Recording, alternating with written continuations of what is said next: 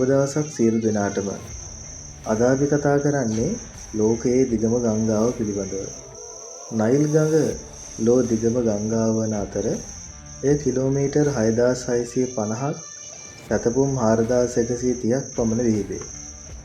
එය ඊශාන දිග අප්‍රිකාව හරහා ගලා ගොස් ප්‍රධාන වශයෙන් ඊජිප්තුව, සුඩානය සහ උගන්ඩාව වැනි රටවල් හරහා මධ්‍යධරණී මුහුදට ගලා යයි. නයිල් ගඟ ප්‍රධාන අතුගංගා දෙකකින් සමන්විත වේ.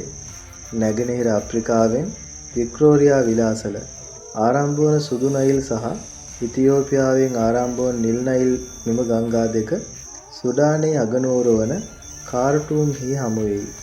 නයිල් ගඟ වසර දහස් ගණනක් තිස්සේ අතිශයින් වැදගත් වී ඇත. විශේෂයෙන් පුරාණ ඊජිප්තුවට එහි වාර්ෂික ගංවතුර භූමියට පොහොසත් සාරවත් පස ගෙනවිත් වෙනත් ආකාරයකින් කාන්තාර කලාපයක භෝගවගා කිරීමට මිනිසුන්ට ඉඩ සලසයි.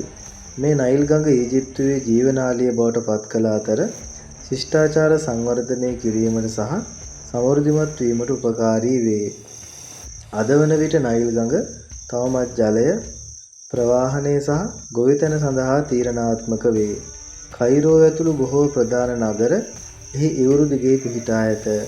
කෙසේ වෙතත් ගඟ බෙදා ගන්නා රටවල් වල එහි ජලය භාවිතා කළ යුතු ආකාරය පිළිබඳව එකඟ නොවීම ඇත. විශේෂයෙන් ඉතියෝපියාවේ ග්‍රෑන්ඩ් පුනරුද වේල්ල වැනි විශාල වේල් ඉදි කිරීම සම්බන්ධයෙන්.